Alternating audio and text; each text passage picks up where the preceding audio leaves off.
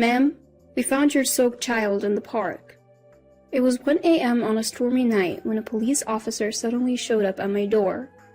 I was totally confused. After all, my 2-year-old daughter was peacefully sleeping in her bed. The officer had with him a little girl, around 4 years old, wearing tattered clothes and looking frail. She stared at me trembling with tears in her eyes. The officer showed me a note the girl was clutching and had my name and address written on it. Could it be? I suddenly hugged the little girl, and a flood of memories rushed back into my mind. I am Susan, a 33-year-old housewife. I live with my husband Michael, who is the same age, and our 2-year-old daughter Sarah. We have a happy life together, but I have a past I'd rather not remember. It was 5 years ago. I got married for the first time when I was 28. My husband was Joseph, my boss at the company where I worked. Joseph was a generous mentor, and I admired his confidence and his ability to put people at ease. When he asked me out, I dated him for about 6 months and happily accepted his marriage proposal. My family also seemed to have a good impression of him. In particular, my sister Lisa, who is 5 years younger than me, was thrilled to have a great brother-in-law. Joseph even told me, "I was surprised he had such a beautiful and cute sister." Lisa was indeed adorable, both in looks and personality. When we were little, she would always follow me around saying, "Susan, I love you." We were really close sisters. After getting married to Joseph, Lisa started coming over to our new home more frequently. Joseph is so mature. I really look up to him. The guys around me are just kids in comparison. I'm flattered that a cute girl like you, Lisa, would compliment me. I felt uneasy watching Lisa grow fond of Joseph and my husband seeming to enjoy the attention, but my intuition eventually proved correct. One day, they both vanished, hand in hand. They left behind a note saying, "Susan, I'm sorry," along with filled-out divorce papers. Life can be dramatic, but who really goes through something like having their husband and sister fall in love? Why couldn't they have just been honest with me? I would have been willing to let Lisa have Joseph. If I could utterly despise them, maybe it would be easier. But in my case, that wasn't how I felt. I filed for divorce immediately, ending my brief marriage within a year. The one who saved me from the depths of despair after being betrayed by my loving husband and sister was my current husband, Michael. We had originally met in a college club. Michael proposed to me 3 years ago after supporting me through my recovery, and we remarried. Our daughter Sarah was born, and life had been peaceful. Then, it happened. Suddenly, at 1 a.m., our doorbell rang incessantly. Despite a raging hurricane outside, I got out of bed after patting my sleeping daughter's head, wondering what on earth was going on. With my husband away on business, I peeked outside cautiously and found a police officer standing there. "We found your soaking wet child in a nearby park." "What? My daughter is sleeping in her bed right now." "That's strange. The child has a note with your name and this address. Could you please open the door to confirm?" When I opened the door, standing there were the police officer and a skinny, drenched little girl about 4 years old. She was dressed in tattered clothes. The note she clutched read, "Please take care of this child," and the handwriting looked familiar. I couldn't help but kneel down and take her icy cold hand. Tears filled her eyes as she stared at me and shivered. "This girl is..." Suddenly, I hugged her tightly. Memories flooded back to me. I used to hug my younger sister Lisa, who was 5 years my junior, just like this. The child was the spitting image of Lisa, and there was no mistaking that the handwriting on the note was hers. I told the police, "This child is likely my sister's." But what was such a small child doing alone in the park in the middle of the night? "What's your name?" "Jennifer." "Jennifer? Why were you in the park?" "I came to this house with Mom, then Mom disappeared, so I was looking for her." Young Jennifer couldn't explain any further. Worried, Jennifer shivers every time the howling wind and rain intensify. I softly assure her, "She's soaked. If I don't get her into a warm bath and change her clothes, she'll catch a cold." I had some larger clothes a friend had given me, which their kids had outgrown. I got those ready for her. While I'm helping Jennifer out of her clothes in the bathroom, I let out an involuntary gasp. Unbelievably, her body has multiple bruises as if she's been pinched and slapped. My heart tightens thinking what she's been through with such a small body.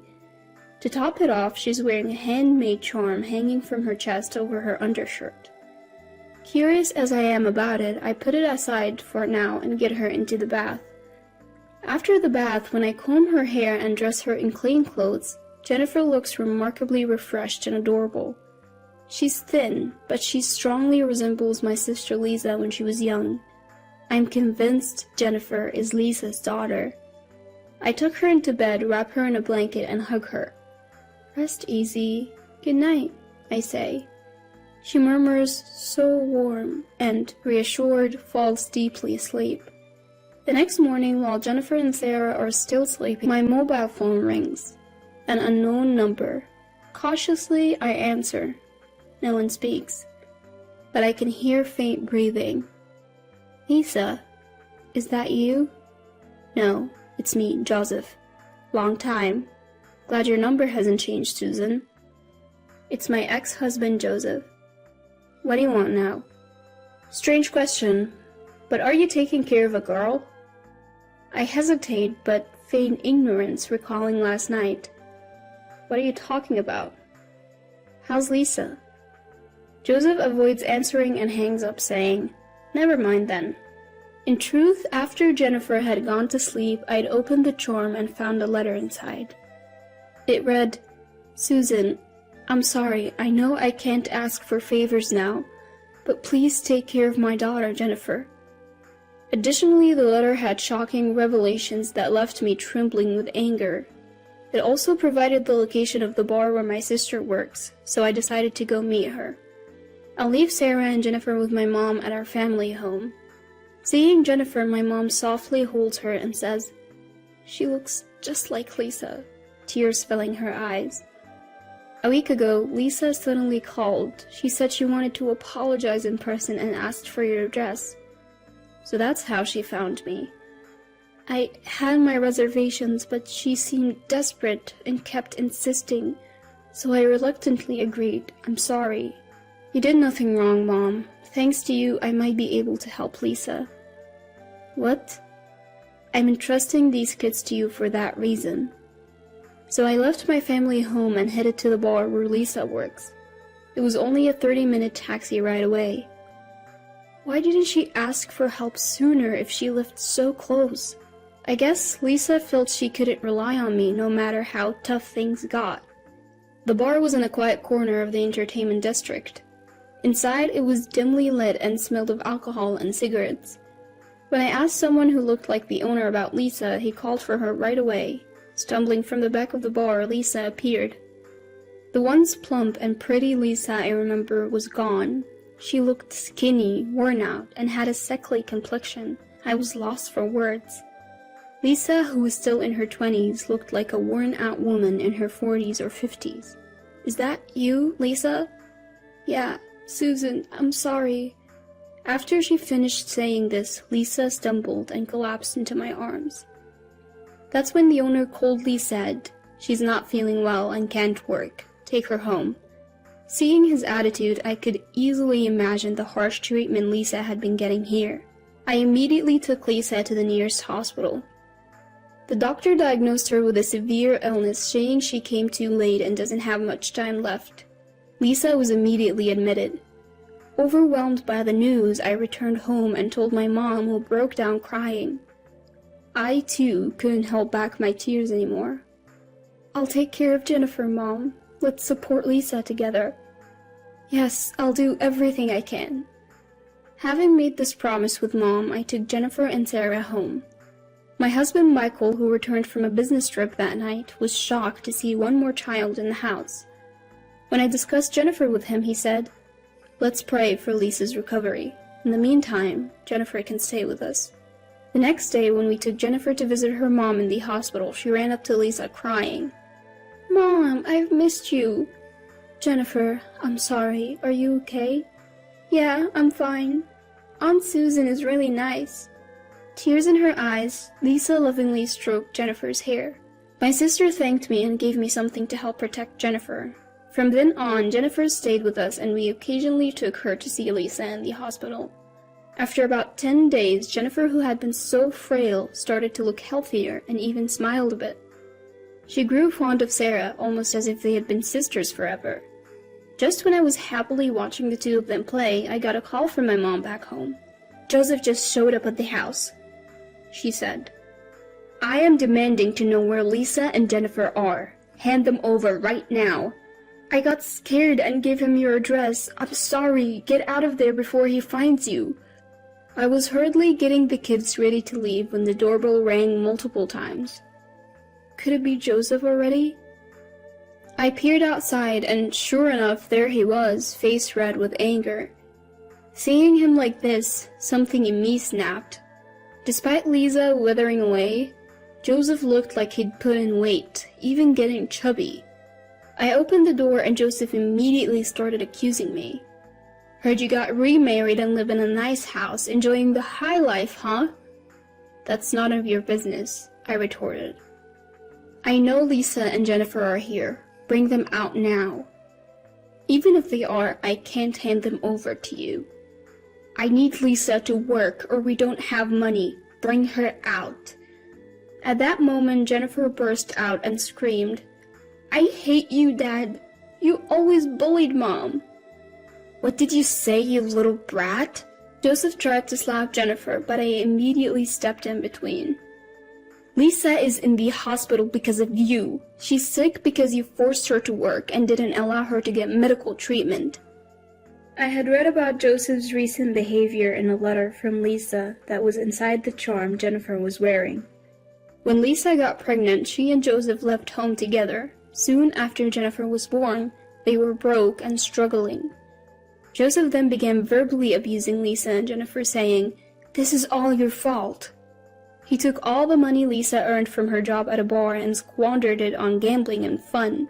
They were left without even food. Eventually, the stress piled up and Lisa fell ill, but they had no money for medical care. My sister had written, "I won't be able to raise Jennifer if things keep going like this. At least I want to save our child." So she thought it would be best to entrust this matter to me. However, when Joseph heard it, far from showing remorse, he spat out foul words. "Lisa and Jennifer are to blame for everything. They ruined my life. It's only right that they make amends. I don't know what sort of life you've been leading, but you've brought all this upon yourself. It's all your own doing." "No, Lisa came on to me. I had no choice but to get involved. It's all her fault." "You got to be kidding me. You're the adult here, and you took advantage of a young girl like Lisa. You've done terrible things to my sister and Jennifer. I'll have you prosecuted." "You have no proof. Still think so after seeing this?" I showed Joseph pictures of Jennifer covered in bruises as well as medical reports saying Lisa also had bruises all over her body. Joseph's face changed for a moment, but he soon began to taunt me again. "See? Women are so foolish. Who's to say who caused those bruises? Especially with Jennifer. It could have been her mother." "You're a despicable man. I have more evidence. Take a look at this." I showed him a mobile phone entrusted to me by Lisa. The phone contained audio clips of Joseph spewing abuse and committing acts of violence, providing ample evidence. Suddenly, Joseph lunged at me, trying to snatch the phone away. "Stop it! What are you doing?" At that moment, Michael and the police arrived, raising their voices and pulling Joseph's grabbing hand away from me. Actually, right after receiving a call from my mother, I had contacted my husband and the police. "Joseph, what you've done to my sister and Jennifer is unforgivable. I'll be handing all the evidence over to the police. You better reflect on your actions."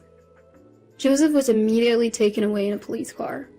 Michael looked at me with a mix of disbelief and concern, letting out a sigh. "You should have waited for me. What you did was reckless." "I'm sorry, I just couldn't stand Joseph anymore."